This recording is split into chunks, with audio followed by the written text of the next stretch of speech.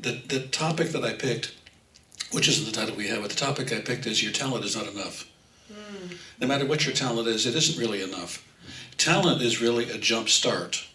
When I say it's a jump start, that means if you have enough talent to get you past the first few failures, you feel so good that you're willing to continue on in spite of the fact that you've already had, that you could fail.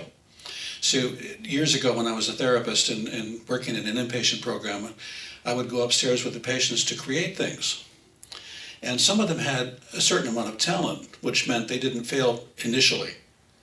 And because they didn't fail initially, they were willing to go and do more. And then when they failed, it was okay because they knew how good it felt to succeed. The ones who didn't know how good it was to succeed, well, they failed and initially, and I can't do this. And that was it. So talent is just a jump start. It is not what gets you to success. So it's a jump start on success, but it is not what makes you successful. In fact, if you look at studies and research that's been done on the people who make it, most of them had mediocre talent and an extraordinary willingness to do more, and do more. Now, somewhere along the line, even with mediocre talent, they got hooked. That is, they felt something good about what they were doing to the point where they were willing to go back and do more. How many of you can ride a bicycle? How many of you fell down at least once? Hopefully you rode long enough to know that riding felt better than falling and you wanted to ride some more.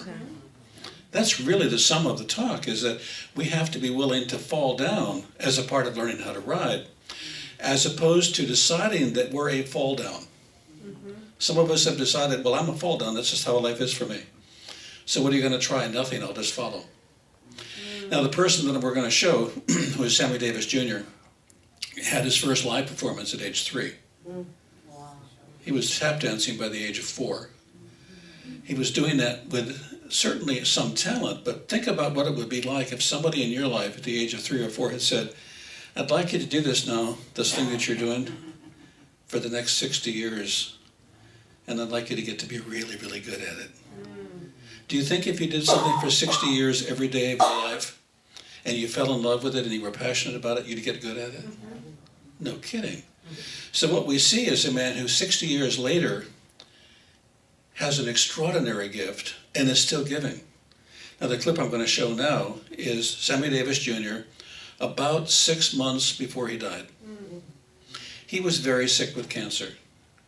And you could see it in his look, you could see it in his face, you could see it in his body. He was worn, he was tired, he was 64 years old and getting ready to die. But our talent is ageless and timeless. Our gifts, when they're developed, make us young. Is that talent, that gift, just never dies. And that gift and that talent and that mastery never dies. So we give up on ourselves long before the talent or the gift gives up, which is really a shame, if you think about it, that we give up on ourselves. Sometimes we don't even give ourselves a start because we fail. And if we fail, we measure ourselves by our failure rather than our ability to get back up again. And I think that's really, really critical. Now, Sammy Davis Jr., born in 1925, born black, born poor, never went to school a day in his life. Could sing, could dance, could speak, and was an eloquent speaker. So then I wonder what we're all doing with all of our gifts. Most of us weren't born black or poor, or that poor. And most of us haven't had the obstacles to overcome that he had to overcome. It just makes me wonder if we're kind of dragging our feet sometimes. And if what we need to do is to take ourselves more seriously at the level of, I have a gift, I am a gift, I have a contribution, I am a contribution. What can I do with that? How can I better express that? We all have the hurdles, and Judith mentioned eloquently, I think, the hurdles we mostly have. How many of you got up yesterday morning or the day before that and looked at yourself in the mirror and weren't entirely happy?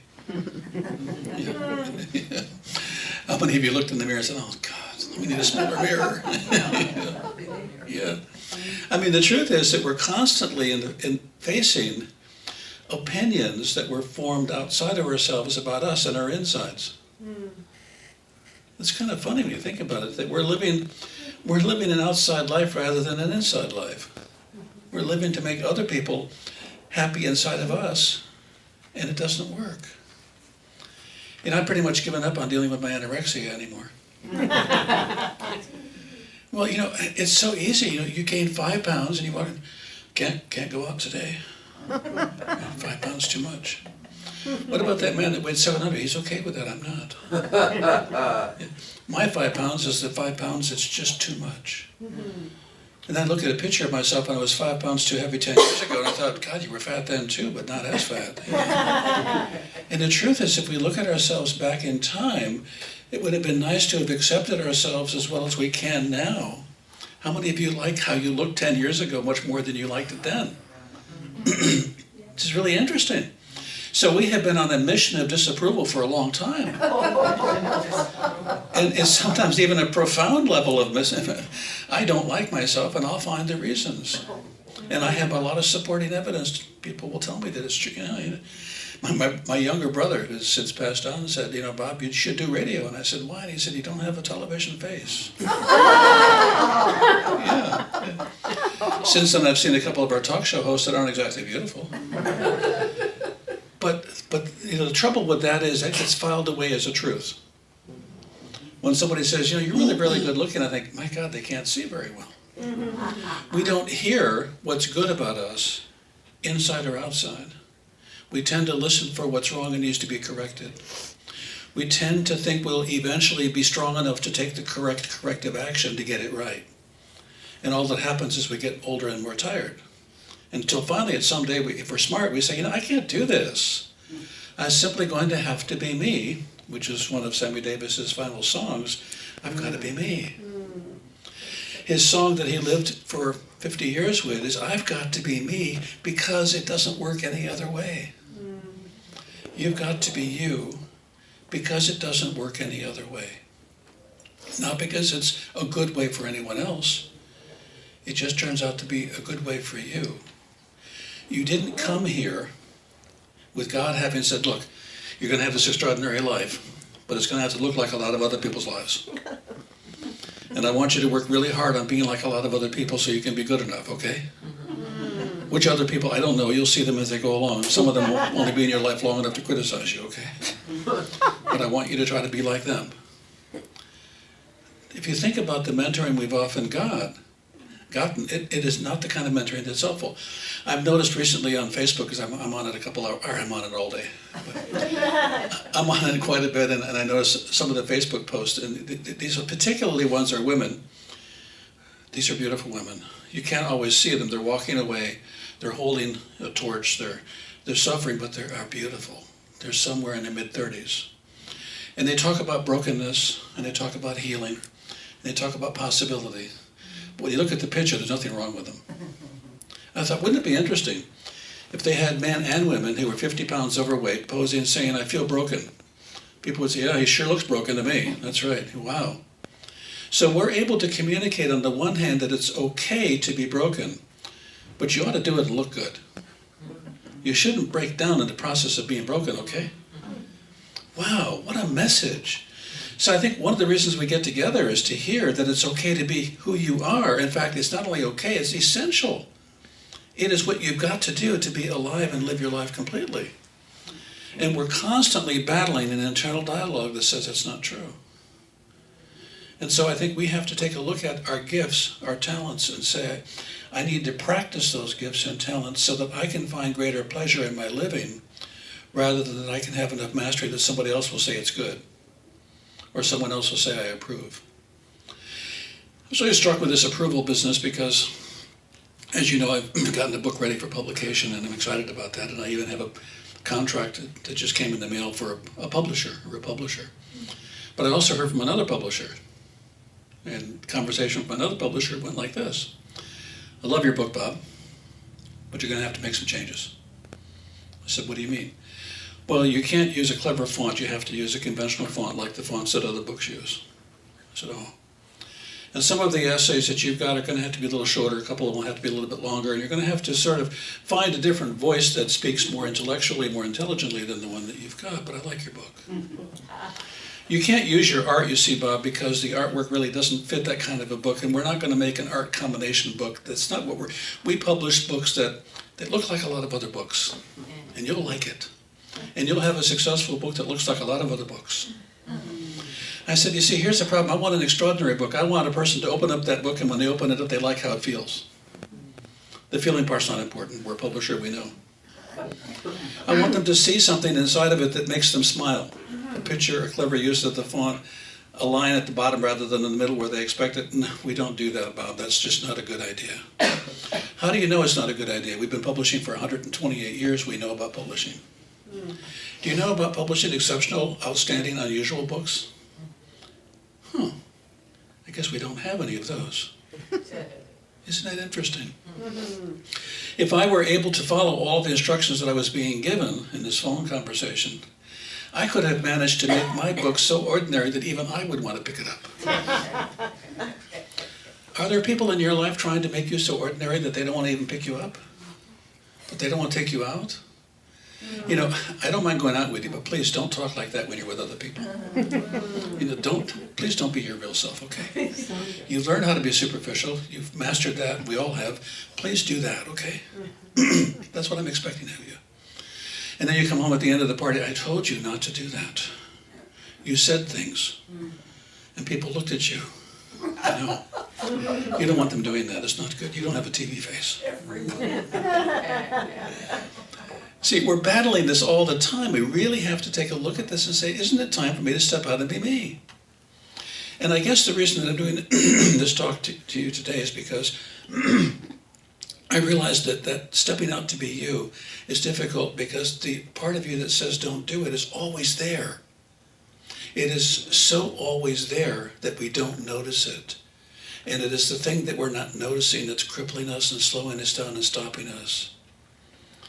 You know, I've seen some of the ads for people who want people in their lives. All I want is a man who's pleasant. All I want is a woman who has all perfect parts.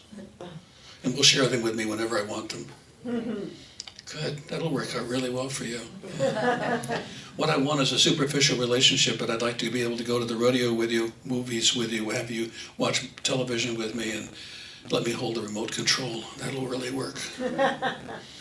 Those don't last 30 years, and if they do, she has her TV in the other room and you have yours in the living room and you don't talk to each other.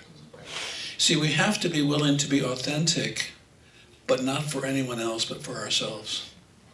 And that is just not easy to do, because our authentic self is something we've rarely ever brought out anywhere near often enough. We haven't practiced it often enough to feel comfortable with it often enough to say, that's me. I hear people my age, 40, 45, often saying things like, well, I'm old enough now, I can just do whatever I want. Is that okay with you? Will you approve of me if I try to be me? I don't know. It depends on what kind of you. Well, I'll telegraph what I'm going to do first to see what you think. It's sad. It's sad that we have stopped being who we are and that we're living often as imposters, hoping not to die too soon. I want you to live today like it is the only day, all out, all in, you 100% in your life, living your life. And you can tell people, you're acting kind of strange today. I know, because this is the day I've decided to live. What were you doing yesterday? As good an imitation of the way I thought life ought to go as I could do. We're not here to imitate another person, to imitate a way of life. We're here to be the best we can be in every area of our life. And that then creates for us, through the law of attraction, conditions like itself. If what you do is you work carefully and thoughtfully on being an imposter, you will have lots of imposter mentors.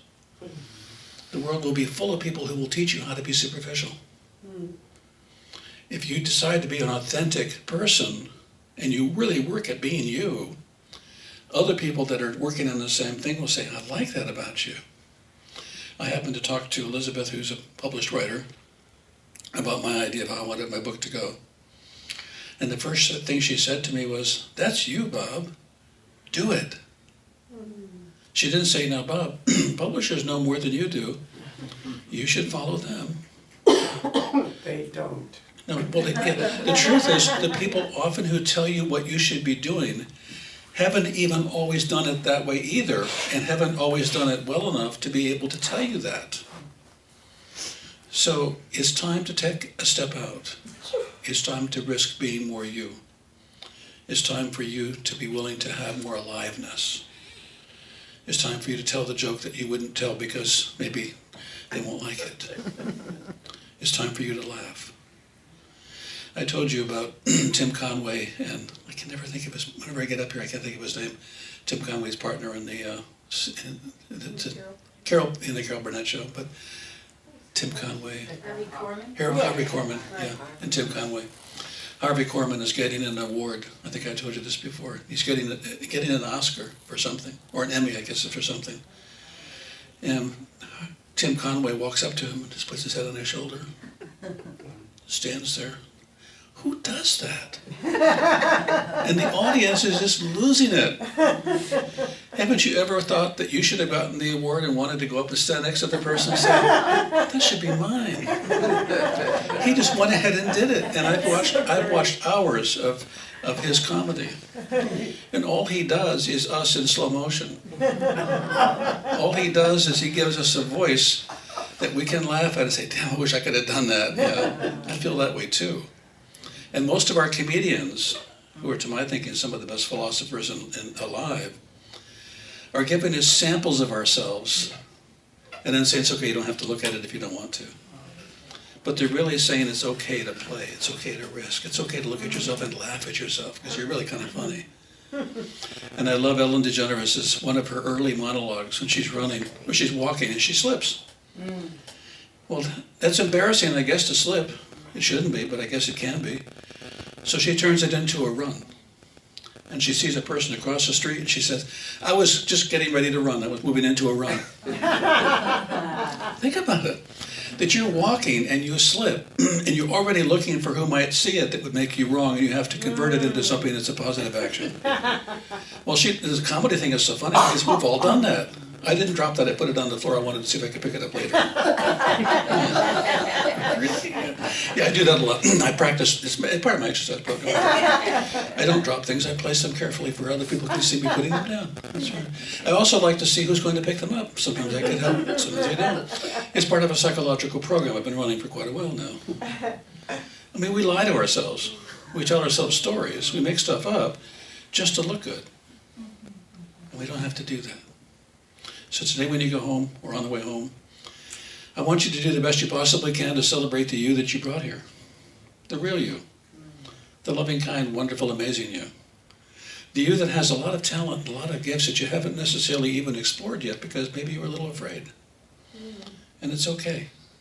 We're all going to be a little bit afraid when we step out on the edge. And most of us, even after we fall, will be able to get back up again and do it again. That's what we're here for. That's our life. That's our mission.